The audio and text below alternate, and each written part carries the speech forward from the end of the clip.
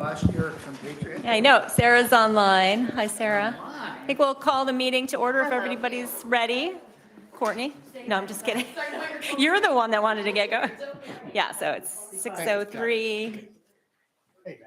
Call them. We have a full agenda tonight. We're making up a presentation that got pushed to tonight too, later on, Parks and Rec. So let's get started. Public Works. We have Dave here. I'll turn it over. So we're at tab 5, page 19. All right, and just as a reminder about this budget, so it used to be separated, and there, we've combined a few together. So the Public Works Department, which is, it was, you know, you could think of it as sort of like the labor and the wages for department employees sat in that budget, and that was separate to what they called streets, sidewalks, and bridges, or something like that, and that had more to do with you know, the materials and programs. And then dams was a separate budget from that. So all three of those have been combined into this one.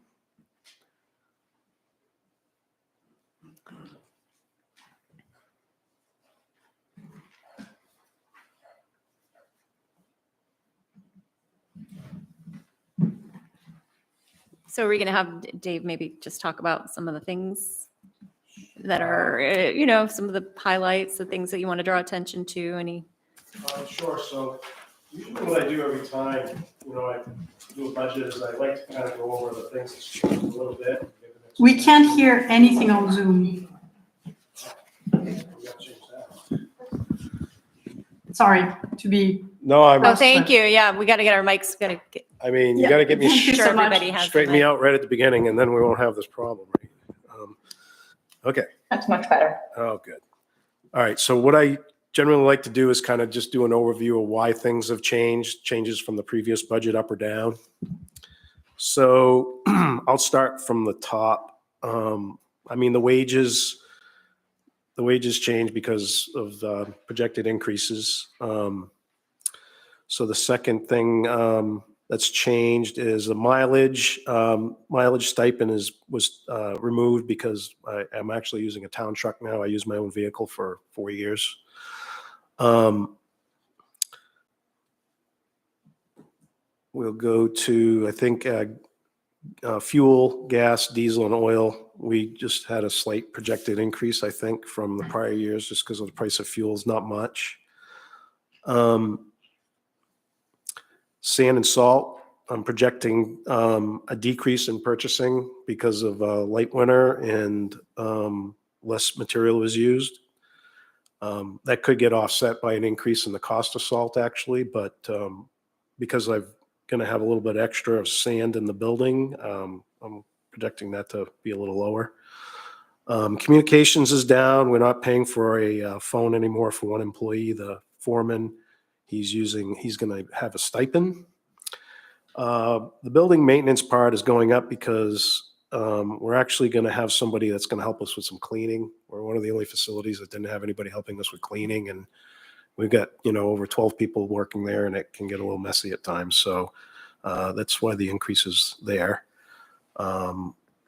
Fleet maintenance, you know, I think everybody's been hearing the same story. You go to anywhere to buy parts or tires or any of those things, and they cost more now. We really hadn't increased that too much, and you can see it over the years. It's tracked a little higher than what we actually budgeted. So I felt, you know, a small increase there was probably warranted. Plow maintenance, same thing. Cutting edges, those materials are all kind of going up. Plow maintenance is one of the major things we purchase through that line is cutting edges. Believe it or not, at the bottom of the plow, some people may know this and some people may not know this, but there's a metal piece on the bottom that bolts on, and it's the wearing edge. It's called the cutting edge. And when you plow, you basically wear those off, and it doesn't take a whole season. You can replace 2 or 3 of those, and they're really expensive.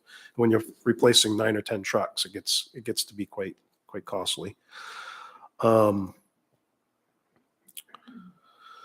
Small equipment, that's just because we were tracking a little higher, and I think I gave a better explanation on that for, let's see here. was 2040. Um,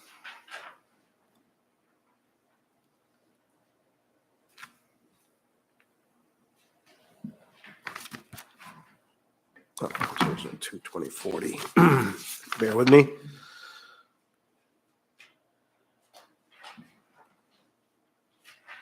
So, well, I've done things a little different this year. Normally my, and we'll get to this later, but normally my paving budget line is a little higher. And because I'm assuming the responsibilities of the treatment plant and the infrastructure problems that we have with the collection system, one of the things that Audrey wanted me to do is to look at the whole system or the whole infrastructure collectively. We were kind of looking at it in silos before. So I would pave a road and then, down the road, they'd say, oh, well, the sewer needs to be fixed. And now we're digging up a road that I paved. I mean, it wasn't quite that bad, but it wasn't executed and planned out correctly. So, or as good as it could have been maybe. So we're trying to look at all of the collection system as a whole, identify problematic areas, and then create a matrix where we line all of the infrastructure up. So you'd have sidewalks, you'd have sewer collection system, you'd have stormwater collection system, you'd have road surface, you'd have then you'd put another column in there, and you'd look at speed of the road and what people complain about and other things that people want in the infrastructure, and you put all those on a matrix, and you give them all a kind of a grade. And then when all of the things are looking like they're lining up with in need, those are the streets that'll get higher priority. So in doing that, I'm kind of holding back a little bit on some of the road paving until I get a better handle on the collection system improvements that need to happen, because I want to do all those together. And it's like being an investigator with the collection system. You really have to camera it and look at it, and it takes a lot of time. And we have miles and miles of how many miles did we say? 17 miles of sewer line. So just imagine running a camera through 17 miles of sewer line and documenting every bit of it to know what's wrong with it and what's right, and giving it a grade and determining whether it's in need of replacement or not. An interesting fact, I don't want to bounce from department to department, but it's pretty much all the department now. We basically have about 1 million gallons of water running through our sewer collection system at any one point in time. And we're only permitted for 1.2. And you would expect, when you look at a collection system like that, you would see that at night when people aren't using water, that it wouldn't have as much water in it. But we don't see that here in Camden, because basically it's a conveyance system for groundwater at this point, which isn't what you want. And the reason why you don't want that is you're basically treating groundwater, and you're putting chemicals and running it through a system, and it ends up having a lot of costs. So identifying these problematic areas and fixing them so that water isn't getting into the sewer system is going to pay dividends later on down the road. But it's going to take a lot of work and investigation and looking at it to fix those things. So normally you would see like a collection system like that, we're basically treating 2/3 groundwater and 1/3 sewer water. I have a question. We've been working to try and locate those sources of groundwater for a lot of years, and you're bringing fresh eyes to it. Where do you think we are, and what kind of, do you think you can find any solutions to, if you're treating 2/3 groundwater, I never would have thought it was that bad. That, it's funny, because I was telling Audrey the same thing. I was like, can you believe we're 2/3 of the water that we're treating is groundwater? It almost sounds foolish, right? You wouldn't do that, normally.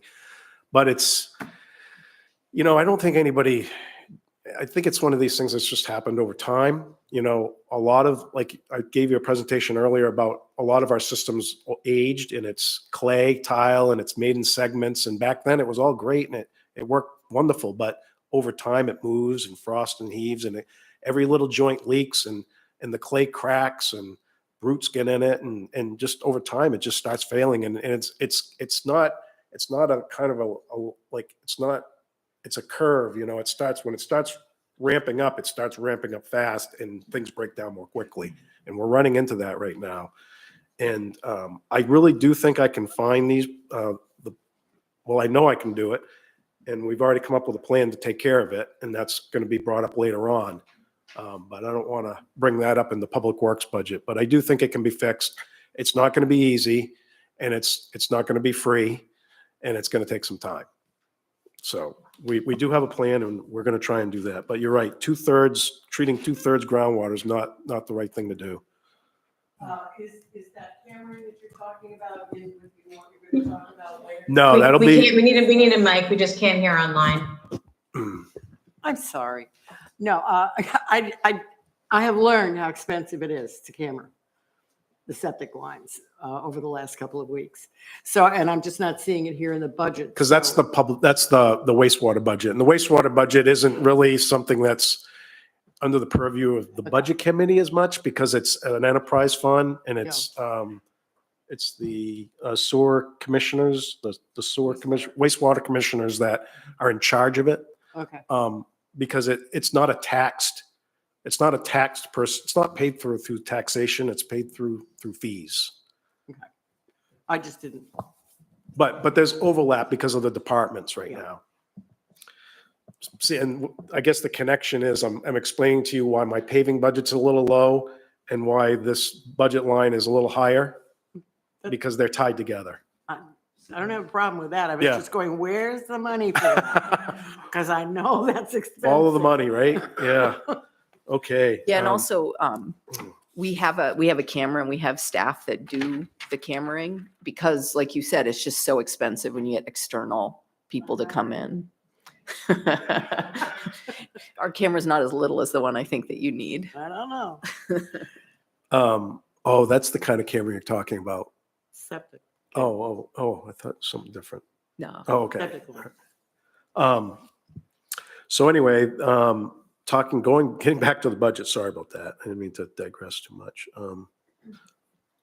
So where were we? We're in 2020, right? 20.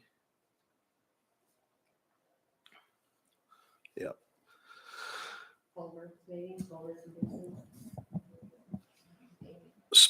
Street maintenance, that's where, okay, so under street maintenance, you'll see that it's 2040, and street maintenance has gone up because what I've done is I've broken down what it will take. So I've chosen a road that doesn't require me to do any work on the sewer system, to buy me some time to find the problems with the sewer system, so I can plan the paving and the sewer together.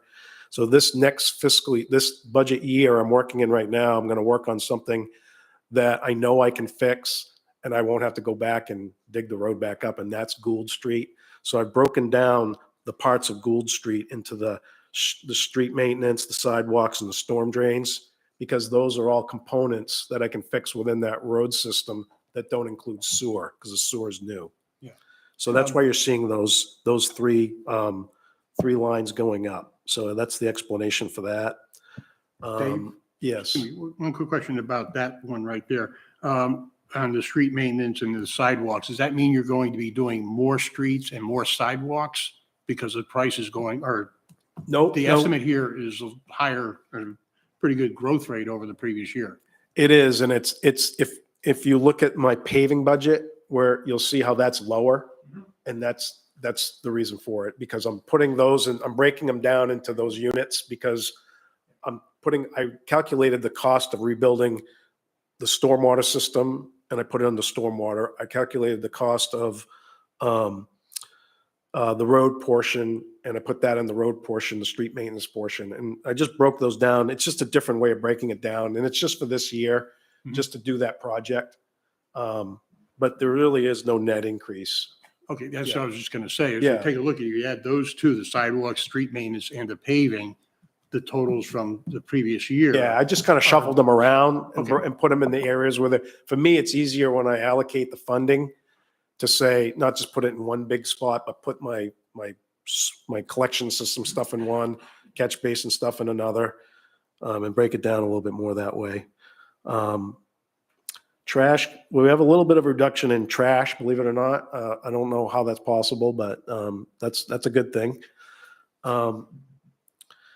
And engineering, there's a decrease in that. And, I think this is more for,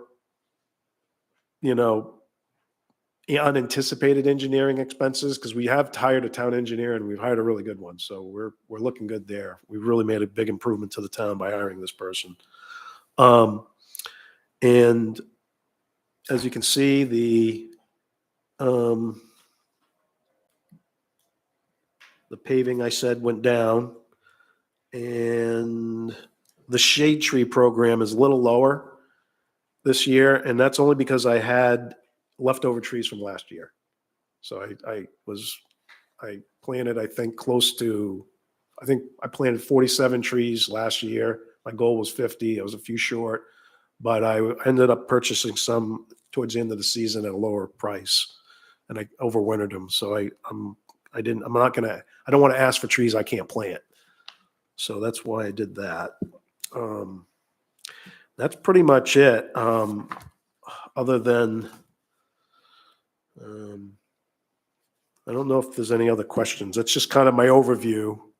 Yeah, okay, I have two other questions. Yep. One, and it's not really a big item, but it's on the culverts and basins, you're going from 6,000 to 40,000. Do you have specific culverts and That's basins in there that's that you the know? Gould Street project I was talking about. Okay, So I'm Alright. going to purchase the culverts and I'm going to run a new stormwater line all the way up towards the upper part of the hill of Gould Street. Because Gould Street, believe it or not, has 3 stormwater lines that are in it, and one is not working. One is an old sewer line, and the other one is, might as well say that one's not working either. So we're going to go and either fill all the old ones or completely remove them and then put a complete new stormwater system that works and functions properly. Because if you're going down Gould Street, you'll see that as you're coming down the hill, it washes out on the right hand. If you're going up the hill, it's on the right hand side going up the hill, and then there's a bunch of sinkholes that are happening. That's because that old stormwater system is collapsing, and then the fines are washing out, and then the road kind of collapses. and my other question was, and it's like the third item down there, and the dam control agent. Now, this hasn't been on the Public Works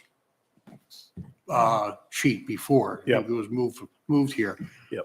Can you explain why it's going from a budget of 8,400 to 30,000? Yeah, so the dam control agent tasks and duties were never really itemized or kept track of. And the dam control agent title is more something that's just being carried under the Public Works budget now as a whole, because my role has kind of changed as a different kind of position. So the dam control agent really represents all of the tasks and duties that have to be done. So if you notice, we've been doing a lot of work ourselves with the dams lately, and none of that was being kept track of before.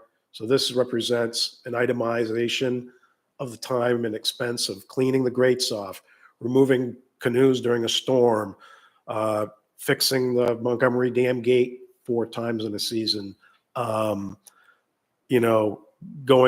there every day and checking it, putting it in the app so everybody's aware of all of the adjustments that are made. So we really want to, we have a responsibility when we're asking for tax dollars to like say where they're going, and we really should be itemizing them. So this is just a more fine tuning of the itemization and the cost of the dam control portion. Because believe it or not, there's more work going on there than you would think. Does the town dam control agent ever do any work on the non-town owned dams on the river? No.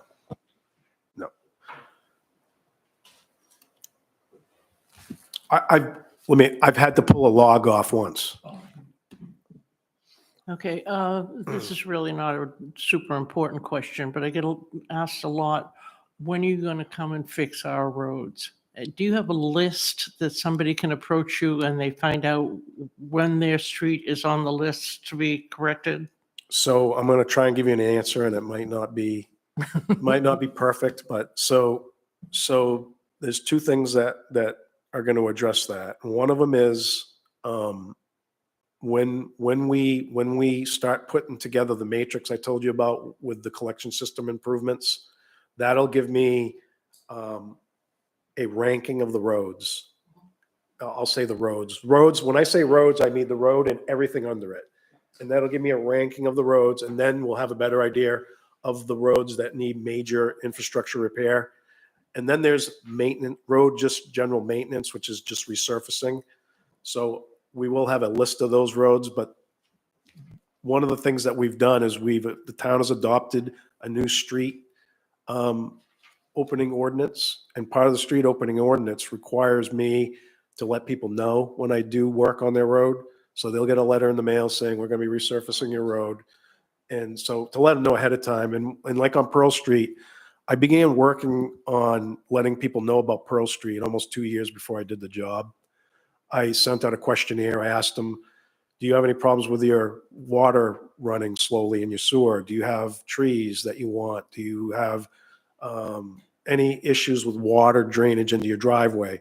And I got a complete list of that. And then when I got the list, then I was able to look at it and say, okay. And that's one of the reasons you see curb on both sides of Pearl Street, because a lot of people on Pearl Street had water runoff problems going into the yard on the east side. Before, you didn't have a curb on the east side.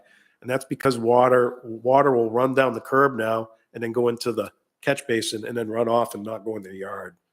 So those are some of the improvements. I take people's feedback when I do those questionnaires. So when I do a big road rebuild, you're going to get something in the mail and it's going to say, tell me what your problems are. And then when I see 30 people on the same side of the road say, I got a water problem, I'm going to Yeah, factor that I think into people are going to really appreciate that. Yeah. And just to note, just to be a pest, the last time there was work done on Gould Street to mitigate the runoff, they sent it across my property without even asking. You live on Gould Street? I live on the next street over on Oh, Blake Street, but I oh. own the property all the way to Gould Street. Oh, well, I we'll have own- to talk after. So if you're Okay. going to be doing that, come tell me what you're doing. Absolutely.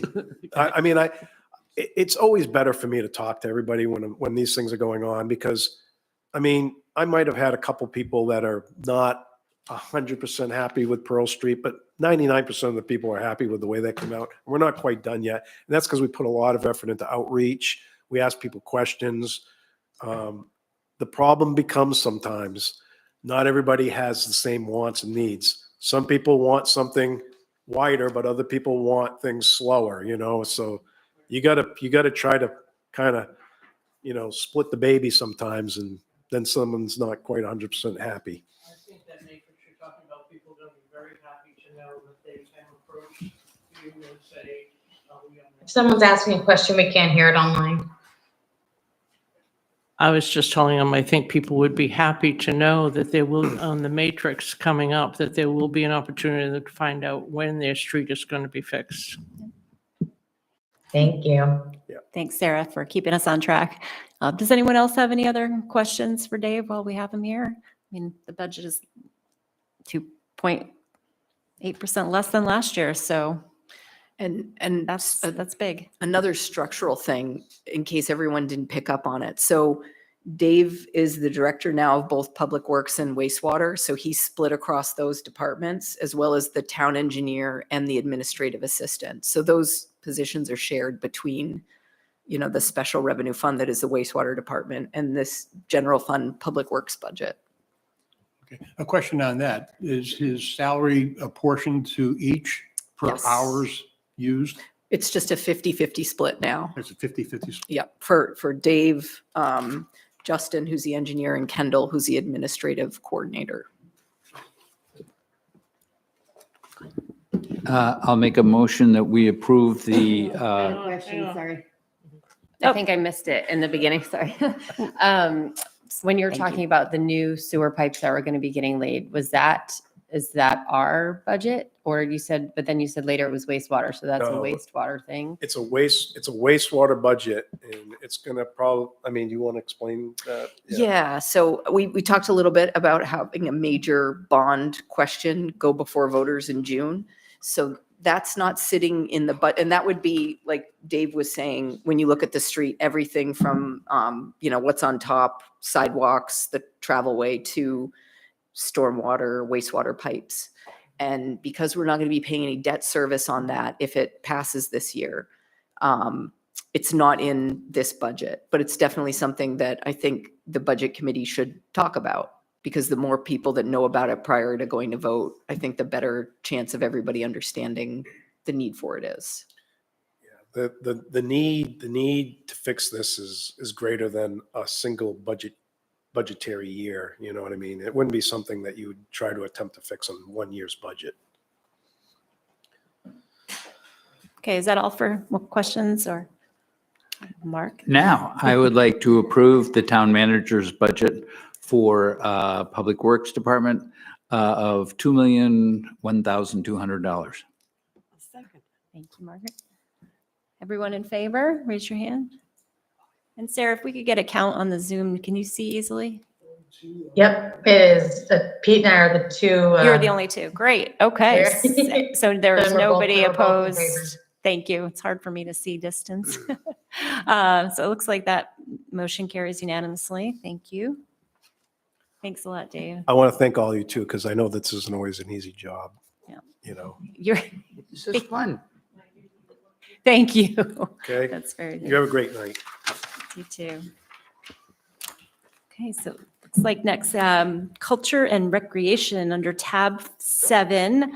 And first up, Camden Public Library. So we have Nikki here, and a dedicated board member as well, Kristen. Yeah, come on up.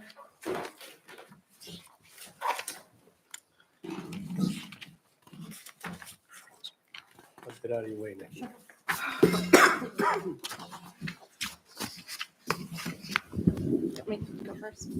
All right, I'll go first. So my name's Kristen, and I'm the president of the board. And I just wanted to say a couple words about the library before Nikki actually gets into the details. The Camden Public Library is an anchor for our community. It's a place where people of all different backgrounds and ages can come together to learn, to discover, to connect, to grow. It really is the center of our town. And it means so many different things to so many different people. So while you can go there to check out books, it's also a place where you can learn about our history, you can use new technology, and you can create long-lasting friendships. I'm going to turn it over to Nikki. Okay, thank you. So I'm Nikki Mayonis, and I'm the Executive Director of the Camden Public Library. Let me ask you first, did everybody get one of these today? Do you have it in your packet? Thanks for bringing that up. That'll be in the extra copies that we have on that they provided. So all we have in our binder is just sort of the final Right. line, and then we have this. And this is just a summary that I wanted to go over with you first before we get to questions. So first I wanted to talk about the income that the library brings in. Everybody with me? Yep, okay. The first big chunk of income that we bring in is from what we call development, and that's essentially another word for fundraising. So in fiscal year 2025, we project that we are going to be bringing in over $346,000 in development efforts. And I'm going to go over just quickly what those development efforts are on an annual basis. So we have the annual appeal that happens in the fall and in the spring. We have the Malay Society, which are donors that donate over $12.50 a year. We have Stock the Stacks for people who prefer to give items like books and ebooks. We have the Parks Appeal for people who support the parks. We have the end of the fiscal year appeal that happens in June. You may have seen the sign on the corner. And that's, we have that specifically so that we know that our ends are going to meet, so to speak.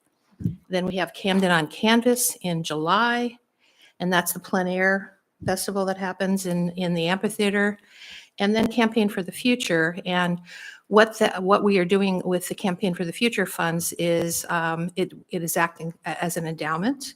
And so we are bringing in the investment, the money that we make on that every year. So that all told, again, brings that 346.5 in.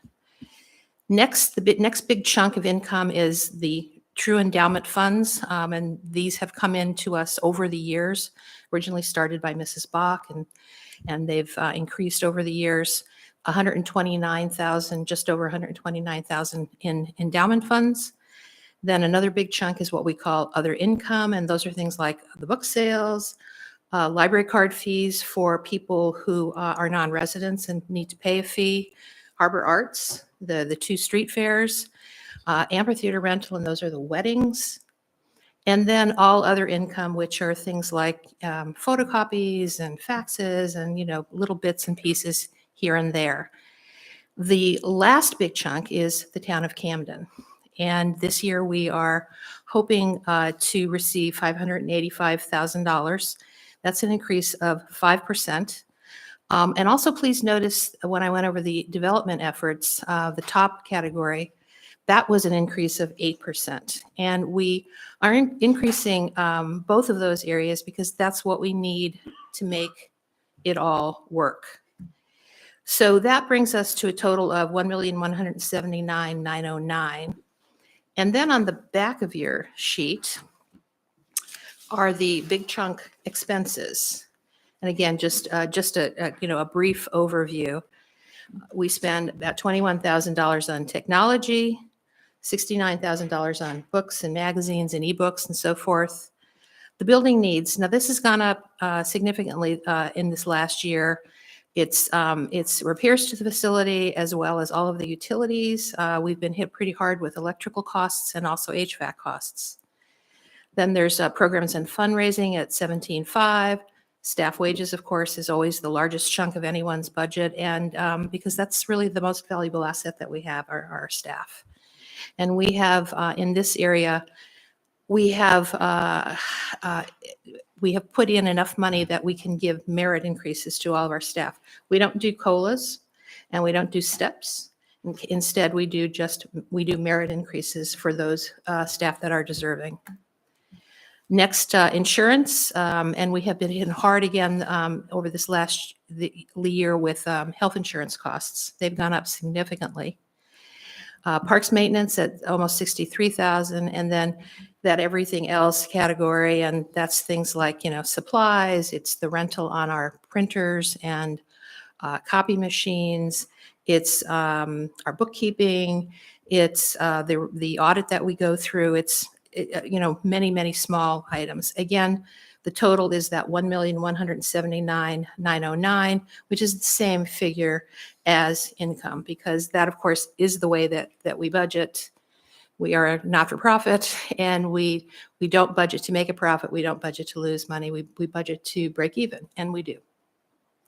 So that's, again, that big overview. And now I'm happy to go through the detail with you if people have questions. Hi, this is Chris. I've got a question just to start. You bet. And maybe there's a rule about this. I'm not sure. I know historically it's been a 50-50 split for what the town pays overall versus what the trustees and fundraising does for the library. I'm wondering, and I don't know if there's any appetite or if this is foolish, but if you just let me know, what is preventing the town from increasing each year the overall percentage of the pie that the town funds, so it's not left entirely, so maybe this year it would be 55-45, next year 60-40. What prevents that, unless is it just appetite that the town does not have in expanding that? But I'm wondering if there's any burden that could be rightfully removed, or does this break some written in stone thing that we can't do? Well, it is not written in stone. So that really is up to the committee and the citizens of Camden. I have a sort of a follow-up question. I've always been impressed that the library finds a way to contribute 50% of the budget.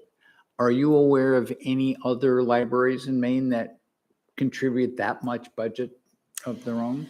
So I'm not aware of any libraries of our size and quality, shall I say. There are very small libraries that, where the town, brings in $5,000 or whatever, and the whole Right. thing is volunteer run, but not a library like this one and like our community demands of us. So no, I'm not aware of that. Most of the models that I see are 70, 80, 90%. And then the Friends of the Library or some volunteer organization brings in, what I call the frosting on the cake, but the cake is actually provided by the municipality. Yeah. First, before I ask a question, okay, thank you for your service to the town of Camden and to Thank the you. library. Thank you. Okay, we really appreciate everything that you've done for us.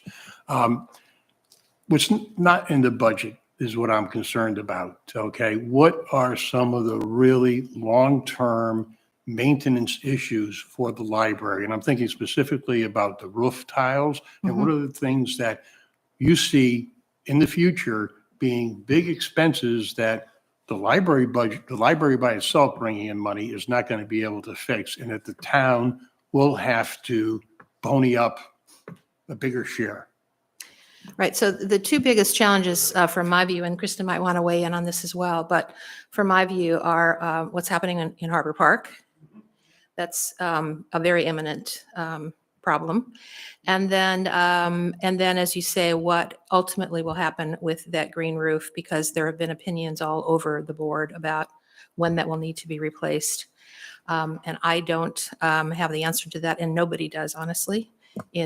From everything that I've read, we've had a number of engineers who have really varying opinions about what to do about that, and when to do it is really sort of the question.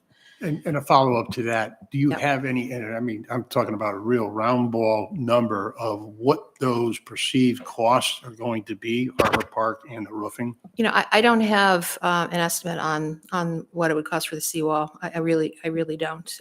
Or to do something about the flooding and whatever that is.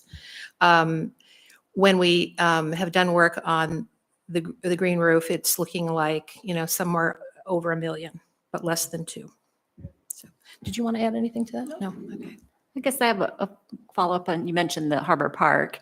So it's such a unique situation where you're in charge of that. And I don't think anybody really knows that in the town, or maybe guests. And do you see challenges budget-wise? Like, are there things falling through the gap that you feel like you can't address?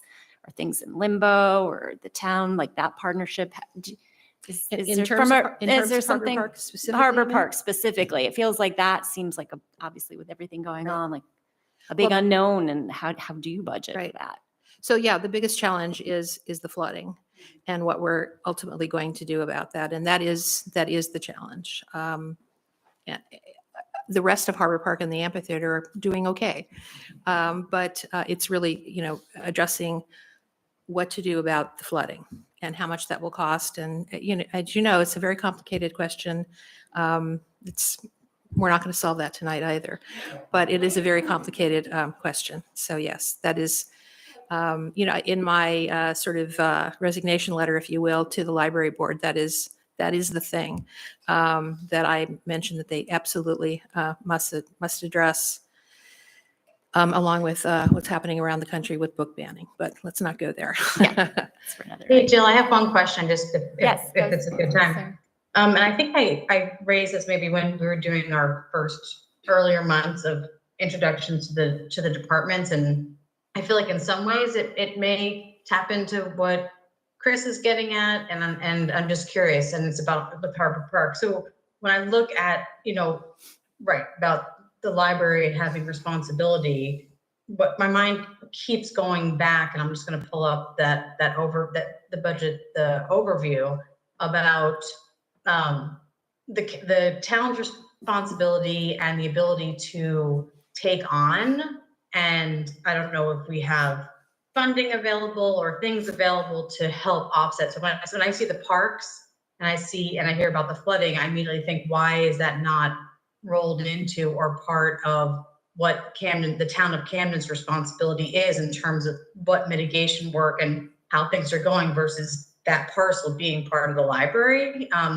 Again, it's not about, so I'm just curious why or how that delineation is made and why there wouldn't be something to look at in terms of the town of Camden and those efforts and fiscally bringing those pieces in or making available funding or things that we're doing, not just, across the town for the same cause. So my response to that would be that is something that we are currently talking about and working on. But I don't have an answer for you tonight on that. And just so that everybody is on the same page, the parks and the library actually are town property. Not everybody does realize that, but they do actually belong to the town. They were made as gifts. They were given as gifts to the town with the provision that they always be under the full authority management of the Library Board of Trustees. So there isn't a great deal of detail other than that, what I just said, given about how this relationship works. And over the years, it's worked pretty well. But we are at a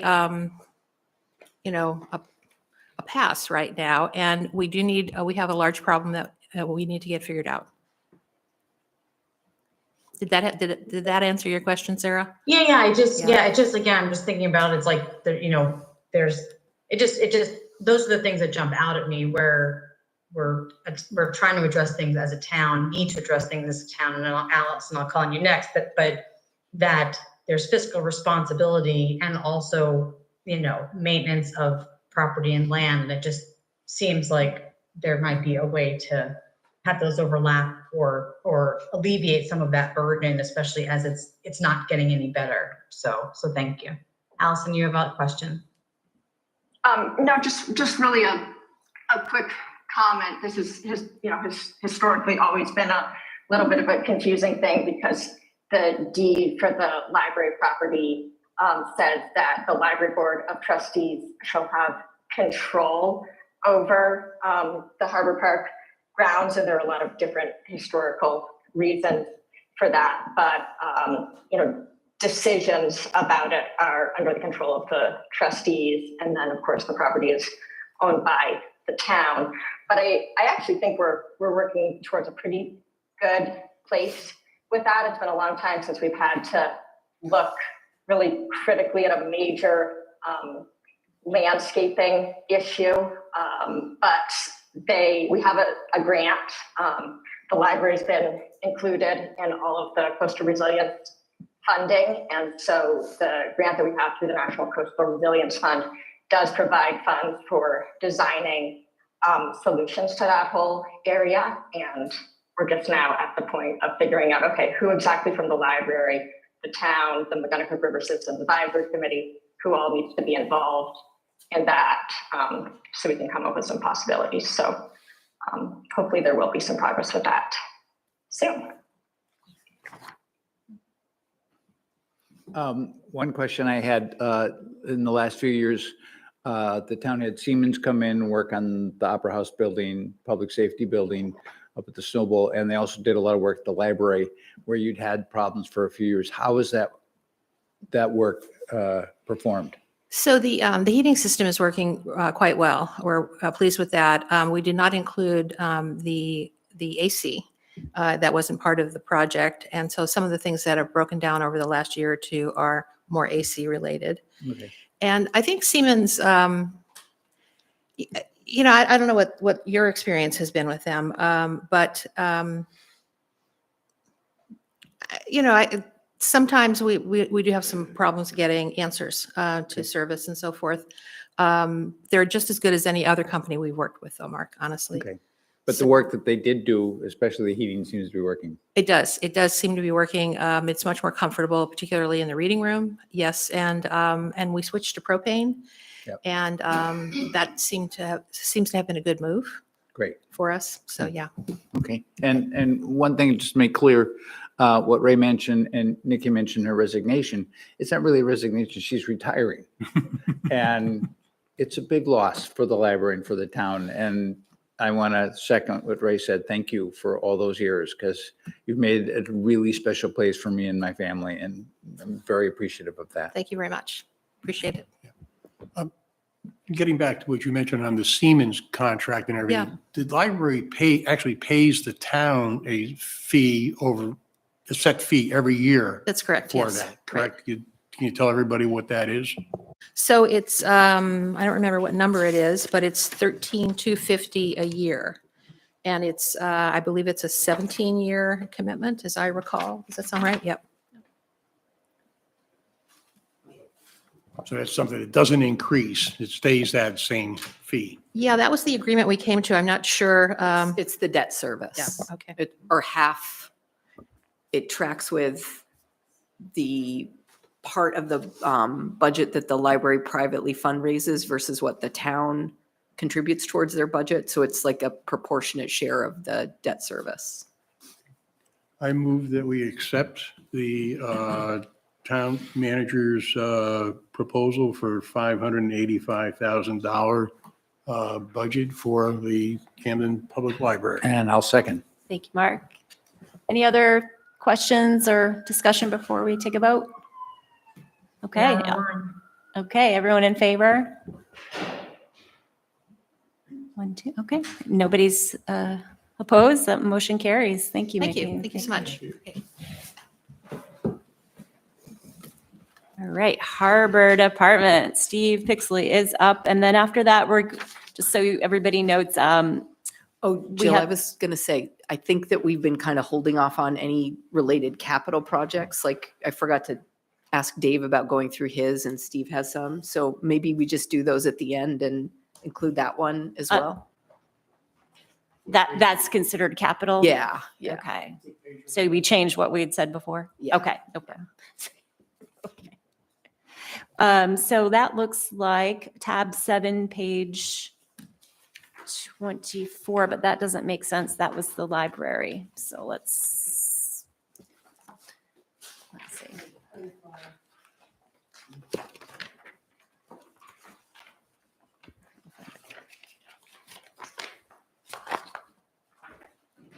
Yeah, tab 7, page 25. So keep paging past all the library documents. Thanks, Jill. Thanks. Does everyone have it? 25. It's a little tiny number at the very bottom right. It should be right after the library. Maybe yours isn't as, yep, 7. All right. All right, we'll just start. Go ahead, Steve. Well, good evening. Welcome. So the only thing that's changed really from last year significantly is nothing. Yeah, I'm kind of boring. I was just noticing that in the description, it talks about my part-time wages. I got different stuff, 17 weeks at 20 hours. Every year, because of the fact that the season is a little longer every year because of the warmer weather, I still cut my crew, and then I end up being by myself. It's a little lonely down there. But who knows? That might change. That's still going to work. But I was noticing that's a little light, but that still works. I guess that was the only thing I was going to mention. But if you guys have any questions, I'd be glad to try to answer them. Go ahead, Ray. Okay. Oh, go ahead. Okay. Steve, is there an item in here for repairs for everything that has been destroyed or torn apart by the flooding that we've had? I'm thinking about Steamboat Landing and the floats downtown and everything. Where do we find that? Well, so Steamboat Landing, the actual concrete pavers, we're getting money from FEMA to repair that. All right. So there's no additional costs in this budget for Steamboat Landing? Is that what you're saying? There is when we get to the capital section. The capital section? Yep, capital Okay. improvements. All right.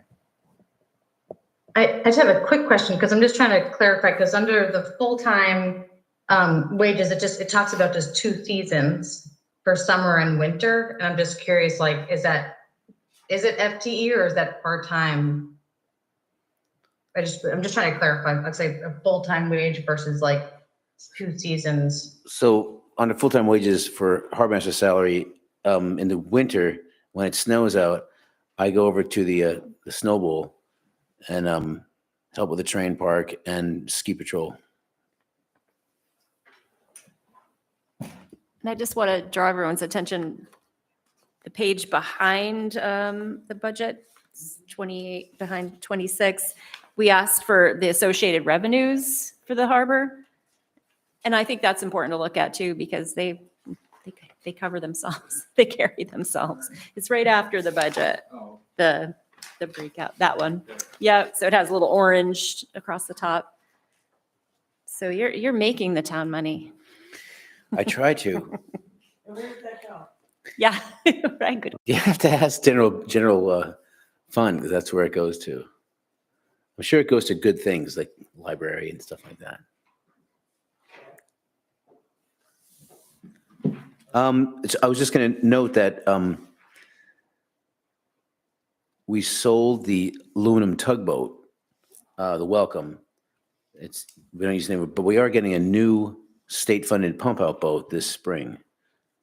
So that's why, even though we're still up the same boat, so insurance is going to be the same for boat insurance.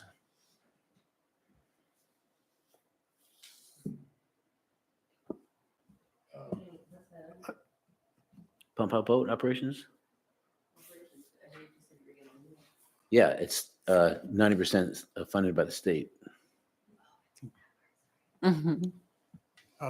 Question, all right? On this revenues column right over here, the associated revenues and everything, what is harbor float replacement? What's the revenue from that 150,000?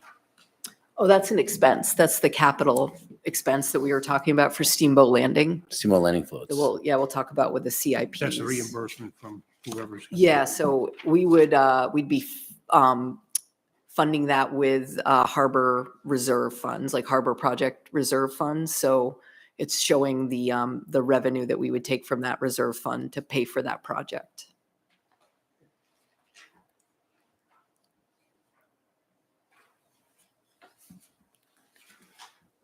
I'll ask a question Yeah. just because I like asking questions. As you look towards the future, Dave was talking about long-term. What do you see that we need? Obviously we need to look at sea level rise and things like that. Is there anything specifically not related to that you're looking at that you'll need in the future?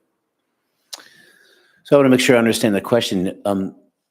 You brought in sea level rise and mitigating damage because of that, but is your question more like outside of that scope as well? Yes, outside of that, because that's something that's going to have to be dealt with separately. Yeah. No, the big things that are going to be coming up in the next, 5-6 years is going to be what we come up with for a plan to make it so my harbor office doesn't have 3 feet of water in it every 3 times a year. And it's not that hard. We're in the process of doing that. And the job that we did last spring has proved very resilient as far as the tide comes up, it's underwater, but nothing happens to it. The tide recedes and no rocks are even moved because of the way it was designed. So I was very happy with that. Yeah, that looks just really solid, which is great. And one other question is you get to spend more time there than most of us. How has the paid parking worked out, do you feel? I mean, I heard a lot of griping, mostly from locals, but there was a problem. There was a problem there, and it's been fixed. I mean, it works. It works a lot better now. No one's abusing that. It's making the town some revenue. So I think the way it balances out, it was a good move. Okay. Anybody else? Okay. I'll make a motion that we approve the town manager's amount of $359,200 for the harbor budget. Do you have a second? I second the motion. Thank you, Ray. Okay, any other discussion before we vote? All right, all in favor? And I see Sarah is Peter. Oh, there's Peter, Yeah, sorry. we're You two. moved, Yeah, your we're your both. square moved. Okay, great. Thank you. That motion carries. Thanks a All lot, right. Steve. Yeah, thank you. Appreciate you coming in. Yeah, that's great.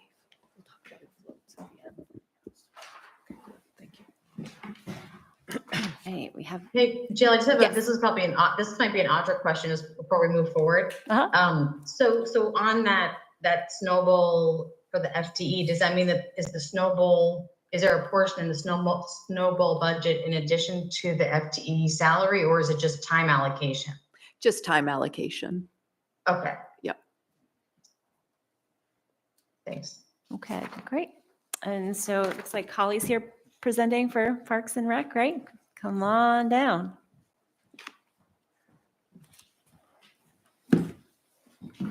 So let's see, tab 27. Excuse me, page 27.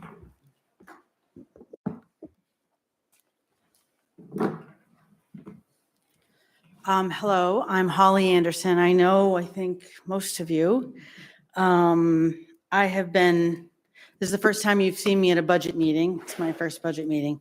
I've been the assistant director at the Snow Bowl and Parks and Rec, and in December was named the interim director. So I've been working with Audra and Jody, putting together the budget. I'm very familiar with it for all the years that I've been working on it. So I've got a kind of a generic or not a generic presentation, but just sort of an overview presentation for you that you all have, that you all received today. And I thought I'd just go over some of those with you. One of the things that you'll see is that in talking about the budget for Parks and Rec, it's really apparent to those of us that are working over at the Snow Bowl that Snow Bowl and Parks and Rec and actually Cemetery were all the same people doing, any number of jobs any day of the year. And so you're going to see some blending of information in this presentation because the reality is that there are things that we need to do for the Snow Bowl to get ready for winter operations that we have to do in the summertime and in the spring and in the fall. So that's why you see this sort of blending of information, tasks, et cetera. But basically for the overview, we're responsible for all of the parks and public spaces in town.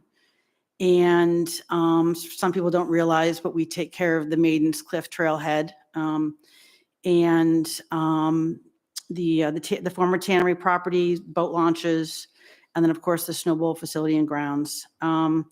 And while we're out mowing grass every other day, once a week, whatever is need to be done on various places, we're also at the same time maintaining the Lake Beach bathrooms and fixing things and repairing over at Barrett's Cove, and then we're also working on projects at the Snow Bowl. So you've got a department overview that explains a lot of those things. We also contribute to Maine Healthy Beaches by doing water testing every week. So in thinking about this budget, the full-time staff, like I said, we are working the same 10 people, 8 people doing all these different projects. And it's really important to maintain this group of people that does these jobs because they've got to turn on and turn off. So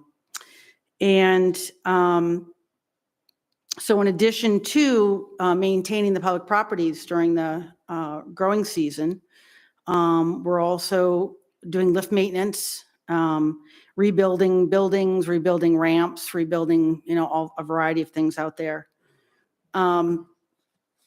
And then we also gear up to operate the triple chairlift for chairlift rides in October. And so everyone needs to be available on the weekends to do that while still doing all the other jobs. So again, it's just, it's just to make sure that everyone's really aware that we're not it's not just parks and then we shut off and we become snowball in December. These things happen year round, and even in December, we're still being called if there's a storm, like in January, being called to go down and clean up at the parks. Then there's also a property list that shows you all the various town properties. And then a really detailed list for each of those properties, sort of the routine things that we do that are scheduled by Rochelle for her crew to go out and do. And then some miscellaneous things, arranging for the portable toilet service, which is not anything that anyone really likes to think about, but it has to happen. And that's having those available at Bog Bridge, boat launch, the boat launch, Route 52, Shirt Tail Point, out at the Snow Bowl, and at Barrett's Cove Beach. And then we also contract units for the Toboggan Nationals and Windjammer Festival. Hey, Holly. Yes. It's Sarah. Yeah. Welcome to your first budget committee meeting. We're happy to have you. Yeah. Hey, I just had a quick question, because you just were just mentioning about the storm cleanup, and maybe it's because I've seen like some of Allison's video footage of Harbor Park, you know, and some of the storms during into the storm footage. When that storm cleanup is part of, is necessary and has been necessary. So does that mean that anything that's impacting the library, you guys don't touch, or are you doing anything currently, for the library when the team is out trying to address storm issue? So for the library, we have a contract or an agreement to, they pay our part of our budget to mow their lawns for Harbor Park and the amphitheater. We also do fall and spring cleanup. And I fairly regularly get phone calls from Dave asking us to do certain things, like remove the hay bales that were down at the waterfront, down in Harbor Park for the end of the season. Trimming, sometimes he'll call us about brown tail moth. But in terms of cleanup, we haven't had to go down there, but we certainly would if the library called us and we had the time, and we could send someone with a truck down there, or two people with a truck down there. For storm cleanup, we could be called to the Village Green to pick up some down limbs, and we would also coordinate that with Public Works, because oftentimes Dave and his crew is already out, doing things, and he'll let us know that, hey, we found something at Lake Beach and we're able to grab it, so we will. So we coordinate with the other departments as well as with Steve. So yeah. Okay, yeah, and I see on the revenues that there's the mowing, the 6,500 for mowing. I just was curious, like during some of that storm, if and how you guys may or may not need or have, currently getting involved at all. Thank you for that. Sure. So on the staff and roles page, what's printed here is the proposed for FY25. Currently, there's 8 full-time year-rounds, 1 full-time for cemetery, a seasonal full-time person for parks, and a seasonal full-time for cemetery. And on the changes page, I note that some of how we've adjusted that. But one of the things that we've come to learn over the last few years is that we just don't have enough people to get done all the things that people want us to do. Case in point, at the library, they need us to come and do things. Dave can't do as much as he used to, and if we're out, we'll certainly do it. But we need it takes from the work that we're doing at the cemeteries, let's say, because we also have a contract with the Cemetery Association or Cemetery Association to maintain, to mow and keep clean Oak Hill and Mountain View cemeteries. So, when we're over there trying to do those projects, we get called to other places. So we're definitely struggling with our staffing levels. So we may be coming back to you, in near future years, asking for more people to respond to the requests that we're getting from the community. Yeah, Ray? Well, Holly, about that, I'm looking here at the full-time parks wages and everything, and it's a 50% increase over last year. Okay, how many people is that going to? So the change, that change is because we've taken the 2 seasonal full-time for half a year, and we've changed those into full-time year-round. Because we really, trying to find people for seasonal jobs, we've got a couple of really good people that we'd like to keep and that want to stay, some young people. And they're also really great people for snowball tasks, especially for the lifts. So that's where that is coming from. It looks like Sarah had a question. Yeah, I may just blame the Princeton drinking water because I seem to be fixated tonight on just like the allocation of like the weeks. That's what I was looking at. So I'm looking at I'm just trying to understand like the full-time weeks are for the wages is 26 weeks per year, and then for the full-time parks wages is 30 weeks. And I'm just trying to understand like in a 52, I mean, obviously I'm just trying to understand like how that spreads across the full calendar year and what that looks like in terms of full-time allocation and need and so on. I think historically, the budget has divided because of the way that Parks and Rec and Snowball and Cemetery are separate budgets, but basically all the same people. The allocation has been to do 60-40 or 56-44 kind of a thing. And as Jody and Audra and I have been talking, and Rochelle, it just seems to make a little more sense to just do 50-50, possibly, in terms of between parks and Snowball, just to eliminate that confusion and people trying to add up. I think for probably wages, maybe doing those odd weeks works out because of leap years or, whatever it ends up being, uneven months, 28 days versus 31 days.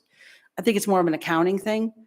But it just seems for budget purposes, just to do a 50-50. And I promise to let go, but when I asked Steve that question, it was more time, not fiscal, there's not a Snowball reimbursement or a split, but is that different for you guys? Is there like a different wage allocation in Snowball? Because with the different hats, and again, maybe this is, I could take it offline with Audra after, but I'm trying to go ahead. I guess I'll, for the admin positions, so half the year is paid for through this general fund budget, and then the other half of the year, their wages are paid for through the Snowball budget.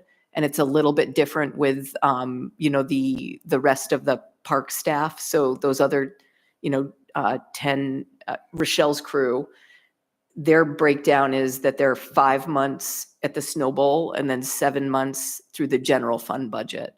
So from an accounting and a fiscal perspective, that's how that breaks up. Okay. So then when you're talking, when you're looking at needing additional, support, splitting one individual as many times as they have been, is that part of the conversation of whether it needs to actually be filled by another individual so that more weeks and more time allocation can be, focused on Parks and Rec? Is that what the direction that it's going, or? And again, and I guess I kind of jump in here a little bit. So, there are several employees who they work at the Snowball, and then we have to, lay them off when the Snowball season's over, and then we have to rehire them again to be, those seasonal full-time people doing Parks and Rec work. And so that's been, in the past, that wasn't a difficult thing to do. And, there were plenty of people that we could find to do that. But now, we're just finding seasonal full-time employment.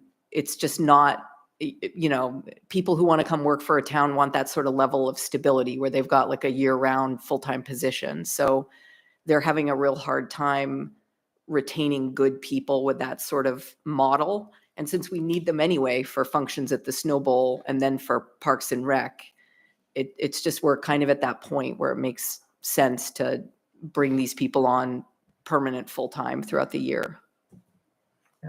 Okay, thank you. Does that help? Was that kind of what you were getting at, Sarah? I think so. I just need to like, after like I said, with these pieces, I just want to like look at and piece it all together. So I've just been seeing like percentages and FTEs and then needs and like how, So yeah. If I have follow-up questions, I'll bring it up. Yeah, not to add to more confusion around this, but the distinction is getting even more difficult because there's just so much work that's done sort of, you know, in the summer season or in the other 3 seasons that's Snow Bowl related. So, you know, with the redevelopment, there was an expansion of, you know, the size of the trails on the mountain, which is a lot more maintenance, like year round, sort of like erosion control and maintenance of stormwater, that sort of thing. The lifts and the equipment that were installed as part of the redevelopment, that's all a lot more maintenance that needs to go on all year round. So, you know, you have, it's just not a very neat or clean break between the two anymore. There's a lot more bleeding over than there ever used to be between the Snow Bowl and the Parks and Rec budgets. So, you know, it makes it even more difficult to answer your questions, honestly, Sarah, because of the fact that, you know, everybody is doing things related to, you know, there's Snow Bowl people doing Parks and Rec stuff in the winter too. You know, it all kind of all bleeds together to a much greater extent than it ever did before. No, yeah, I got it. So it'd be good maybe, going forward just to see how they, where that blending is. And like I said, so that answers my question. I'm going to mute myself again. Thanks. When you look at the 2024 highlights page, you can, at about the 6th or 7th or 8th bullet down, you can see where we've got removed and installed the new cable for the triple chairlift, which was a huge project, but all those bullets down are all Snow Bowl, really Snow Bowl winter prep, winter maintenance jobs that are being done by, you know, 1 or 2 people while other people are out doing other things. And so we're allocating the time, but it's being allocated because it's being worked on in the summertime. So, you know, that's why there's this blending of just being honest about what's happening and not trying to pretend like, you know, there is a definite Snow Bowl. I mean, there's 2 budgets, but it really is work happening all the time. So the other, just a couple of other things that we did last year was built and replaced some the aging bridges up on the Cooler Trail as well as the Maiden's Cliff Trail. And then we also created and launched the new Parks and Recreation website last year. One of the things I'll talk about that when we get to the projects.